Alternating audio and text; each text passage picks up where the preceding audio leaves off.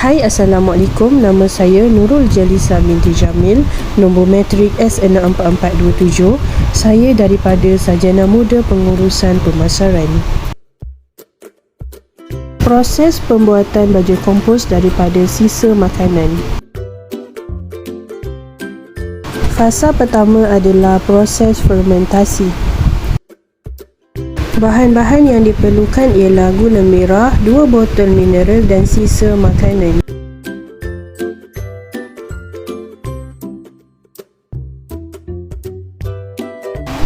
Lubang ditebuk pada sekitar bahagian bawah botol dan bahagian penutup botol. Ruang proses fermentasi. Tujuan lubang ditebuk adalah membolehkan cecair dari sisa makanan keluar dan terkumpul pada bahagian kedua. Kemudian, bahagikan botol kepada 3 bahagian. Bahagian pertama untuk ruang fermentasi, bahagian kedua untuk ruang kumpul cecair daripada sisa makanan, dan bahagian botol yang ketiga adalah sebagai penutup.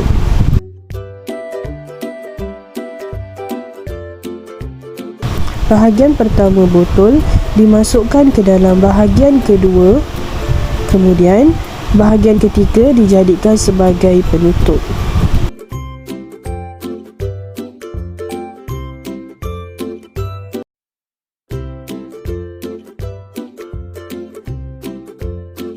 Langkah pertama, masukkan gula merah ke dalam sisa makanan secukupnya.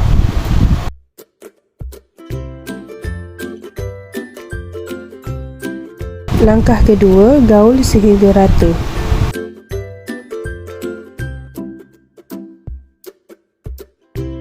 Langkah ketiga, masukkan sisa makanan yang digaul ke dalam bahagian botol pertama bagi proses fermentasi berlaku. Pastikan botol dipenuhi oleh sisa makanan. Langkah yang keempat, kompos bin ditutup rapat dan kemas menggunakan penutup, iaitu bahagian ketiga. Pastikan tiada ruang udara. Langkah keenam, tarikh dicatatkan dari hari pertama sehingga hari ke-7 proses fermentasi berlaku. Langkah ke-7, tarikh dilekatkan pada botol kompos bin. Fasa kedua adalah proses pematangan. Bahan-bahan yang diperlukan di dalam proses ini ialah tanah hitam, sisa fermentasi selepas 14 hari dan bekas kosong. Langkah pertama, masukkan tanah ke dalam bekas untuk lapisan yang pertama. Langkah kedua, masukkan sisa makanan daripada proses fermentasi untuk lapisan yang kedua. Langkah ketiga, masukkan tanah ke dalam bekas. Masukkan lagi sisa makanan. Langkah kelima, masukkan lagi tanah ke dalam bekas sehingga menutupi sisa makanan. Langkah keenam, habiskan semua sisa makanan. Langkah ketujuh, masukkan tanah ke dalam bekas sehingga menutupi sisa makanan. Langkah ke-8, masukkan cecair sisa makanan daripada proses fermentasi ke dalam bekas. Langkah ke-9, ratakan cecair itu dengan lapisan tanah.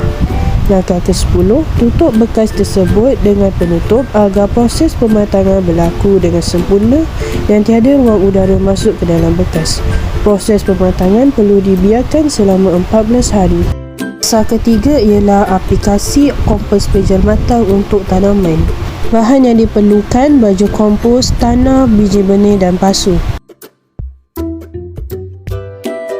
Keluarkan baju kompos yang telah dibiarkan selama 14 hari daripada bekas.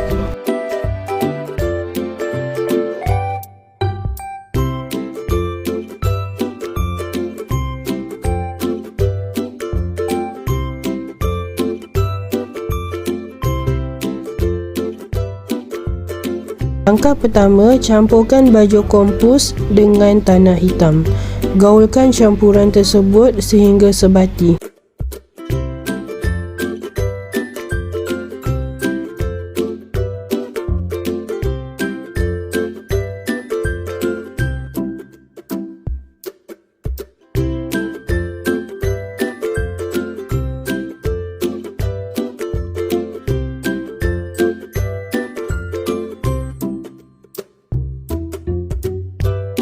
Langkah kedua, campuran tanah dengan baja kompos dimasukkan ke dalam pasu yang kosong.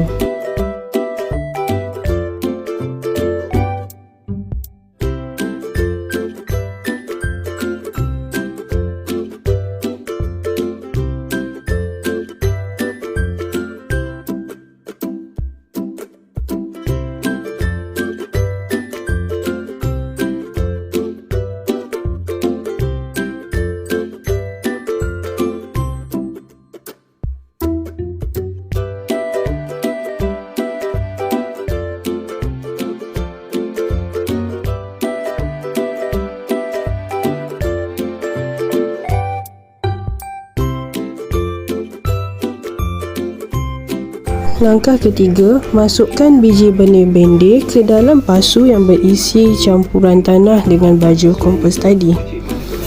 Kemudian, tutup biji bendir dengan tanah. Hasil tanaman pokok bendir pada hari pertama sehinggalah minggu ketiga.